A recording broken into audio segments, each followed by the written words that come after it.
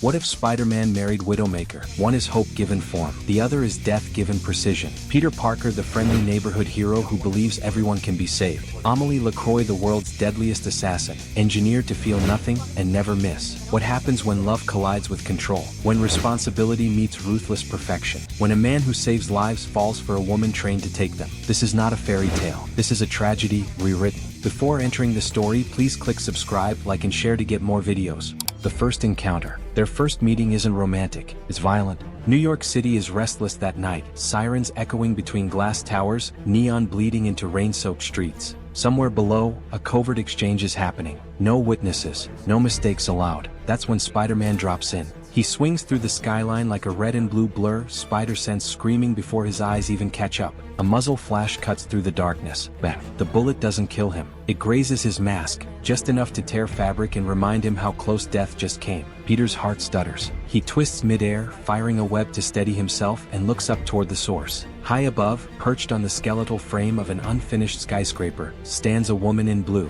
Not a thug, not a mercenary, a professional. Her silhouette is flawless, perfect posture, rifle steady, breathing controlled. A cold visor glows where her eyes should be, scanning data faster than any human ever could. Widowmaker. She doesn't flinch, she doesn't curse, she doesn't speak, she simply recalculates. Another shot rings out, precise, merciless. Peter flips backward, webbing the bullet mid-flight, the impact sending a shock through his arm. He lands on the side of the building, clinging to brick and steel as if gravity itself has lost its authority over him. Okay, he mutters, so it's gonna be that kind of night. He launches himself upward. What follows isn't a fight, it's a ballet. Webs lash out like living things, snapping toward her rifle, the scaffolding, the very air between them. She moves with lethal elegance, grappling hook firing, body spinning, boots barely touching steel. Every motion is calculated. Every shot is perfect. Bullets tear through webbing. Webs deflect trajectories by inches. Instinct collides with training. Peter jokes. She stays silent. Her visor tracks his velocity, predicting where he will be, not where he is. He counters with chaos. Unpredictable flips, reckless lunges, movements no algorithm should be able to follow. And yet, she keeps up,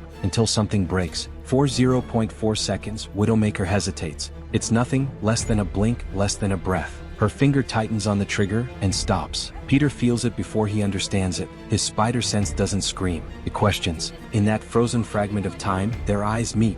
His wide with surprise behind torn fabric, hers hidden behind a visor that suddenly feels less like armor and more like a cage. There is doubt behind the scope. Not fear, not mercy, conflict. Peter could end it. One clean web shot, one yank, one disarm. He's close enough, fast enough. Instead he lets go.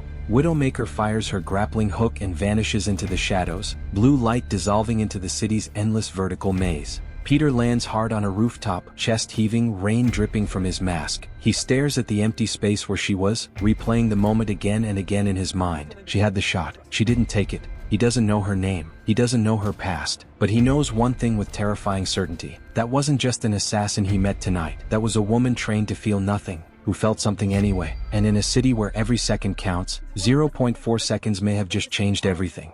2. The hero and the weapon. Peter investigates. He learns her story. Amélie Lacroix, kidnapped, brainwashed, emotionally frozen by Talon experiments, turned into Widowmaker, a living weapon. Peter doesn't see a monster. He sees a prisoner. They meet again, this time without fists. On a rooftop, rain falling, New York breathing below them. Peter talks, jokes, humanizes. Widowmaker listens, silently. Her heart rate doesn't change, but something else does. For the first time since her transformation, she doesn't feel empty. She feels curious. 3. Falling in love. Their relationship is strange, quiet, careful. Peter teaches her simple things. Coffee, music, laughing without purpose. Amélie teaches Peter discipline, silence, how fragile life really is. She struggles with emotions. He struggles with fear. Fear that loving her might destroy him. Fear that failing her might destroy the world. Yet slowly, she starts choosing him. Missing shots on purpose. Abandoning missions. Breaking Talon protocol. Love becomes her rebellion. And Peter Parker becomes her anchor. For the wedding. Their wedding is secret. No Avengers, no Overwatch ceremony, just a small chapel. Aunt May's photo, a quiet vow. Widowmaker removes her visor. Peter sees her fully, no mask, no armor. She doesn't smile much, but when she says, "I do," her voice trembles. For the first time, Amélie Lacroix isn't a weapon, she is a wife. And Peter Parker believes foolishly that love has won. 5. The price of love. Talon does not forgive betrayal. They activate her failsafe. The emotional inhibitor returns. Cold, calculated, perfect. One night, Peter comes home. and finds Widowmaker waiting in the dark, sniper aimed at his heart. Her voice is flat, target acquired. Peter doesn't fight, he drops his mask, and says her name, Amélie. Her finger shakes, memories flood in, the wedding, the coffee, the laughter. She screams, shoots missing by inches, then collapses. Love didn't erase the programming, but it cracked it. 6. The child of Spider and Shadow. In another timeline, they survive. They have a child, half spider, half sniper, a child with reflexes faster than Spider-Man, and focus sharper than Widowmaker. Peter fears the darkness inside them. Amélie fears she passed down the curse. They raise the child with rules: no killing, no coldness, no lies. But enemies don't wait. Talon comes for the child, and Amélie makes a choice. 7. Sacrifice. Widowmaker returns to Talon, not as their weapon, but as their executioner. She destroys the program, erases the control systems, burns the lab. She knows she won't come back. Her final message to Peter: I was never meant to live long, but loving you was worth dying human. Explosion. Silence. 8.